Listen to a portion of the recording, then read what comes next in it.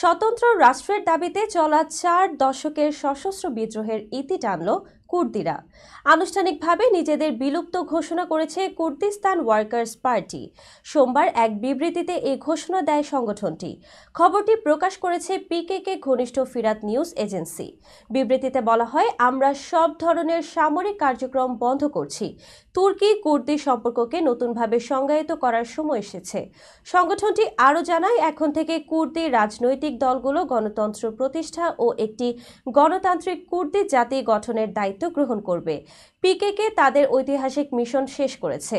Kurdistan workers পার্টির এই বিবৃতির বিষয়ে অবশ্য এখনও কোনো আনুষ্ঠানিক প্রতিক্রিয়া জানায়নি তুর্কি সরকার।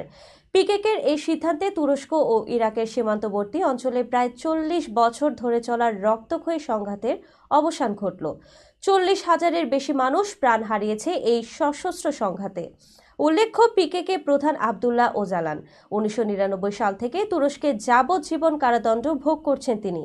চলতি বছরের ফেব্রুয়ারিতে এক বিবৃতিতে সব সশস্ত্র গ্রুপকে ভেঙে দেওয়ার আহ্বান জানিয়েছিলেন তিনি। সে ধারাবাহিকতায় এবার এলো সংগঠন বিলুপ্তির আনুষ্ঠানিক এই ঘোষণা। উল্লেখ্য, কুর্দিদের জন্য একটি স্বতন্ত্র মাতৃভূমি প্রতিষ্ঠার লক্ষ্যে 1984 সাল থেকে তুরস্কে বিদ্রোহ চালিয়ে আসছিল পিকেকে। তুরস্ক ইউরোপীয় ইউনিয়ন, যুক্তরাজ্য এবং যুক্তরাষ্ট্র সন্ত্রাসী সংগঠন হিসেবে তালিকাভুক্ত করেছে এই গোষ্ঠীকে।